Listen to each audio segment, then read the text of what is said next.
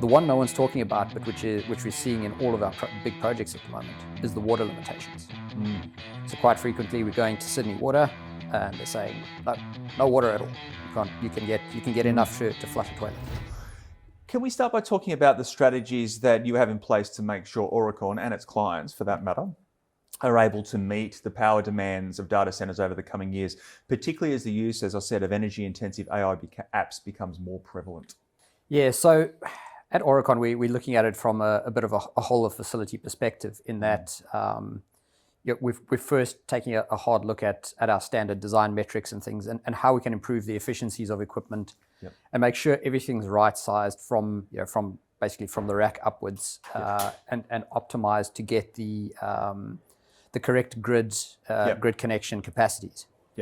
Because with the growth in capacity at the moment, if we can achieve even a 1% saving on a gigawatt site, you're looking at 10, 15 megawatts of savings. So that's huge savings just on individual facilities.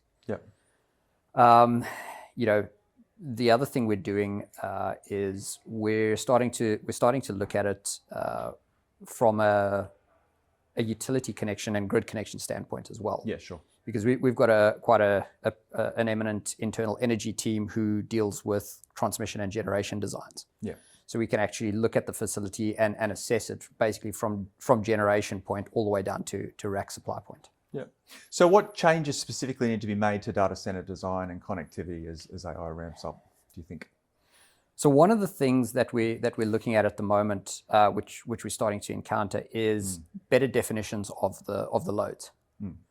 Up to now, historically, a server's been a server, and it's a one-size-fits-all approach. But as we start moving into different load types and understanding the loads better, there's an opportunity to improve the efficiency of the overall facility, not just from an energy efficiency perspective, but from a sustainability standpoint. Because you can have, there's loads coming into play now that are no longer uptime critical and availability critical. So you can start taking generators out of the equation for those types of loads. So we need to start looking at those facilities from that perspective. The other change which we're seeing is everyone's talking about power limitations and transmission limitations. The one no one's talking about, but which we're seeing in all of our big projects at the moment, is the water limitations. So quite frequently we're going to Sydney Water and they're saying no water at all. You can get enough to flush a toilet. Yeah, sure. So it's how do we make the sites more water efficient? Implement things like waterside free cooling as well, while balancing it with the energy efficiency. Okay. Now, the world, as we know, is shifting away from fossil fuels to more renewable energy sources. My question is, do you have any thoughts on how to align the growth in demand for computing power and storage with our hugely ambitious goals, the goals that we have for achieving net zero emissions? How do we make that work? That's a great question. So I think that there's going to be some early sustainability wins with things like ramping up of processing of renewable diesel and alternative fuels, which are low emissions and come from renewable stock. But we're also going to start looking at how to get the energy mix right.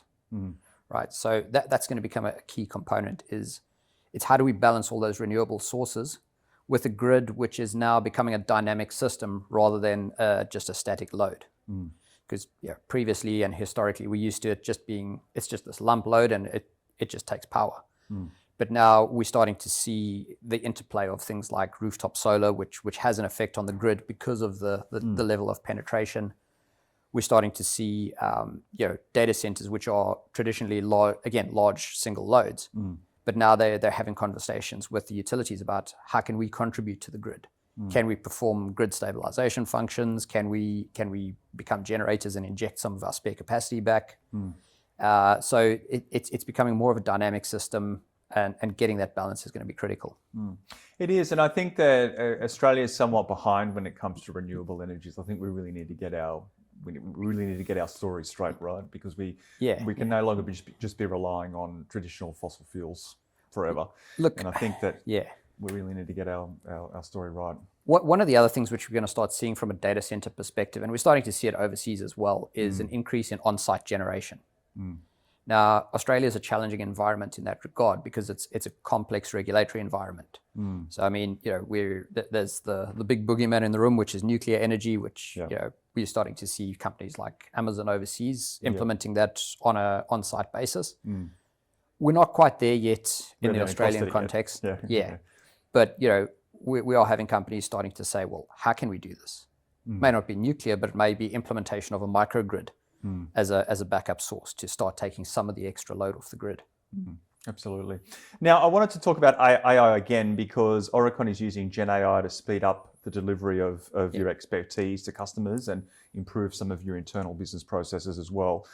Can you talk about how that works at the moment, and are you planning to use Gen AI in other areas? Yeah, so it's a pretty exciting space to be in at the moment. And AI is actually one of our key strategy pillars internally that we're going to pursue over the next couple of years. And so what we started doing is we've started playing around it and implementing different test cases and smaller tools, such as we've recently implemented a tool which can summarize a publicly available standard and then generate a compliance checklist from that.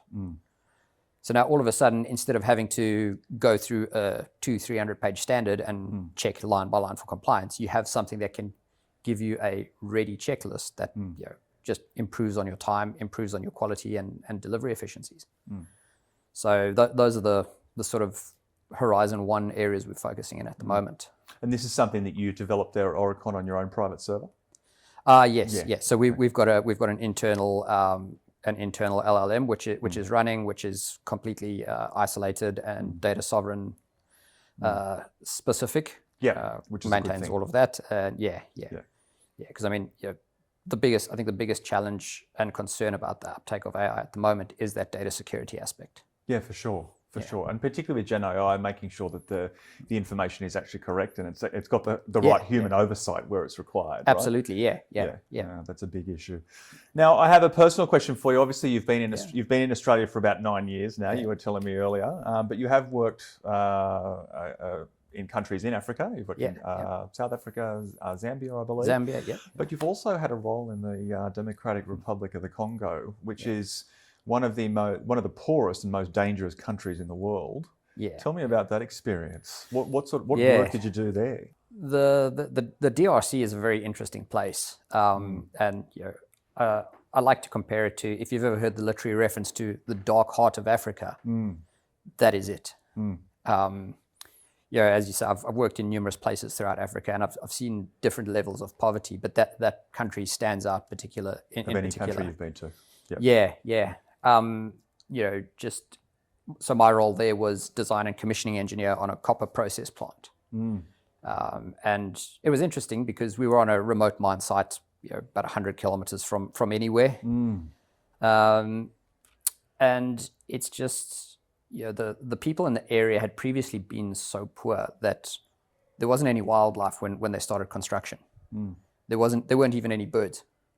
In the area because they'd all been eaten.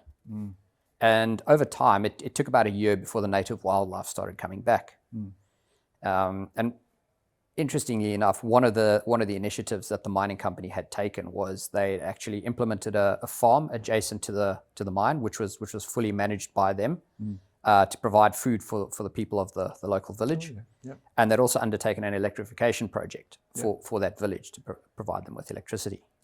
But I guess the biggest lessons that I took out of the Congo are that, number one, it taught me the benefits of containerized and modular plant, because we could just get everything factory ready, tested, fully commissioned in South Africa, and then trucked up, and it was essentially plug and play. Okay. But it also taught us valuable lessons around proper planning, because if we didn't have the right commissioning spares or we didn't have the right tool sets or things, it was a 2-week wait to get it through customs. So we had to do all our spares planning and all of our commissioning planning very carefully up front, and then so we could ship everything that was needed and implement it on site. Seems like if you could work there, you could work anywhere. Yeah, definitely. Must have been quite an experience. Yeah, it was definitely a fascinating experience. Yeah. Did you need any security or anything like that? I suspect you would have, wouldn't you? Look, the challenge there was the biggest danger was the government more than anyone else. And we actually had at one stage the customs guys came onto the site and confiscated everyone's passports. Oh, wow. And they were looking for a what shall we say, a processing fee to get it back. Yeah, right. Yeah, okay. yeah. But you did get it back after you gave them some money. Yeah. Well, it was it was unbelievable experience. Unbelievable experience, and it surely set you up for the rest of your career. That's for sure. Yeah, definitely. I've got it was one of those situations where at the time you think it's an absolutely horrible place to be, but you come away with a ton of memories and stories and things and lessons learned that, as you say, set you up for the rest of the career.